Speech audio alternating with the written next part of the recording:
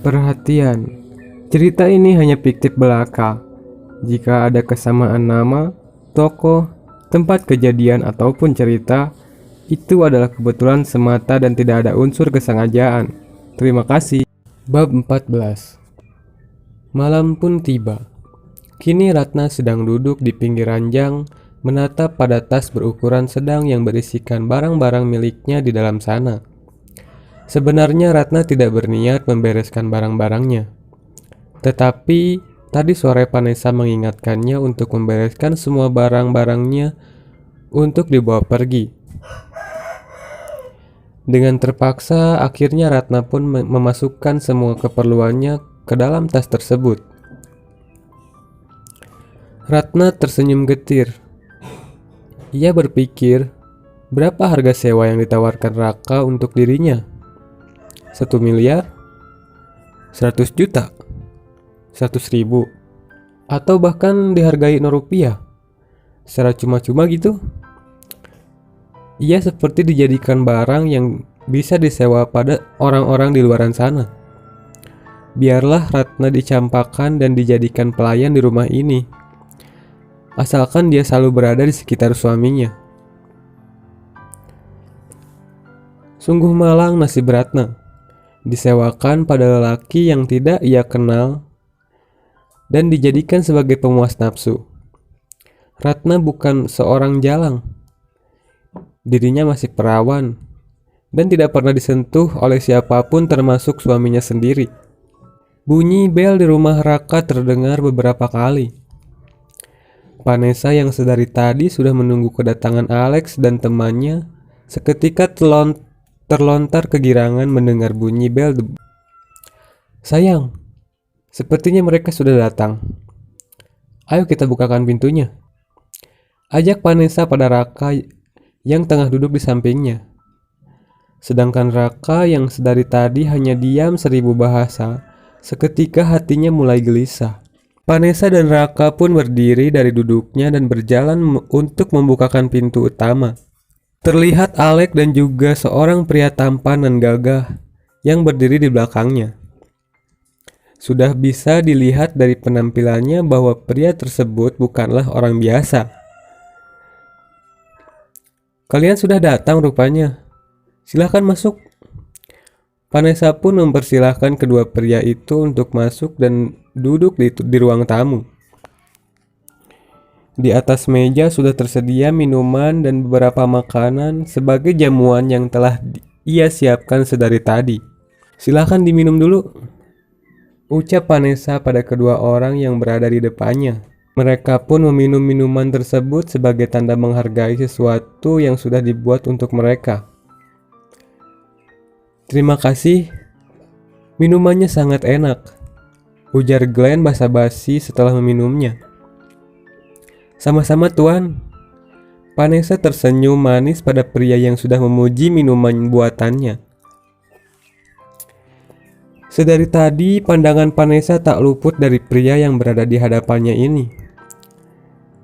Pria itu sangat tampan dan bahkan terkesan seksi dengan 2 kancing kemeja yang terbuka di bagian atas seperti sekarang ini. Sebelumnya saya minta maaf jika mengganggu waktu istirahat kalian, ucap Glenn dengan sopan sebelum memulai pembicaraan. Tidak sama sekali. Kami memang sudah menunggu kedatangan kalian sedari tadi.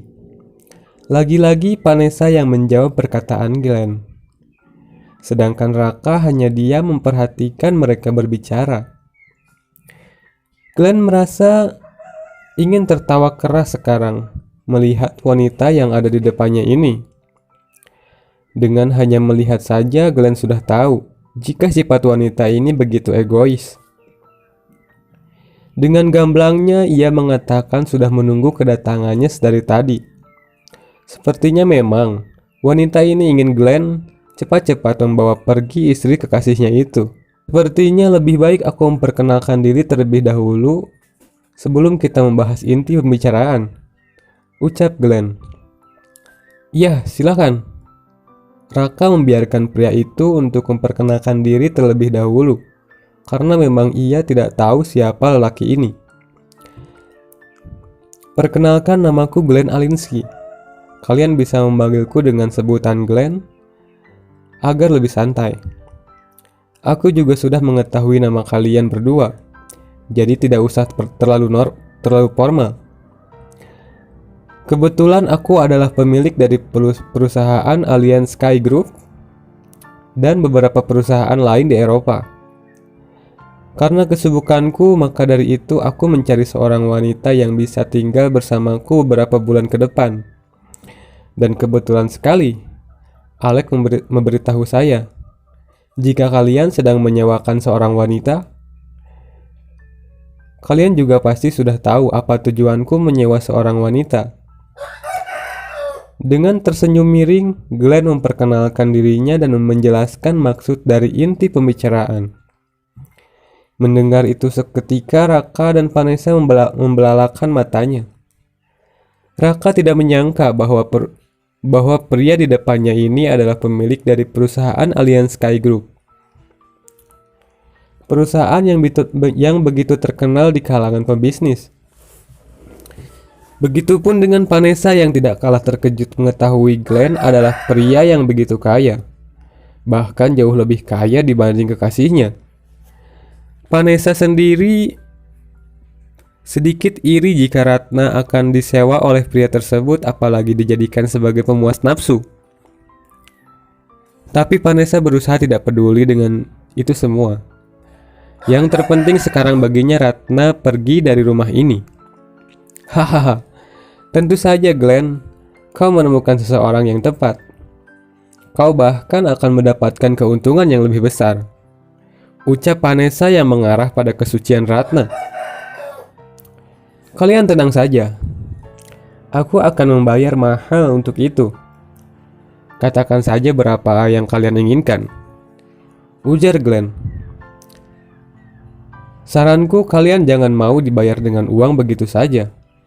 Lebih baik jika kalian bekerja sama dalam hal bisnis. Tidak mudah loh bekerja sama dengan perusahaan Alliance Sky Group. Bahkan keuntungan yang akan kalian dapat jauh lebih besar. Saran Alex dengan tawa kecilnya. Tumben sekali otakmu pintar.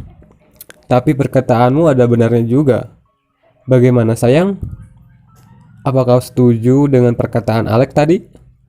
Tanya Vanessa. Raka yang dari tadi hanya mendengar pembicaraan mereka tidak terpikirkan harga sewa yang mereka tanyakan. Karena Raka tidak terlalu fokus dalam pembicaraan ini, akhirnya ia hanya bisa menganggukkan kepalanya. Oke, jadi Glenn, kau hanya perlu membayarnya dengan bekerja sama dengan perusahaan kekasihku. Bagaimana? Ucap Vanessa.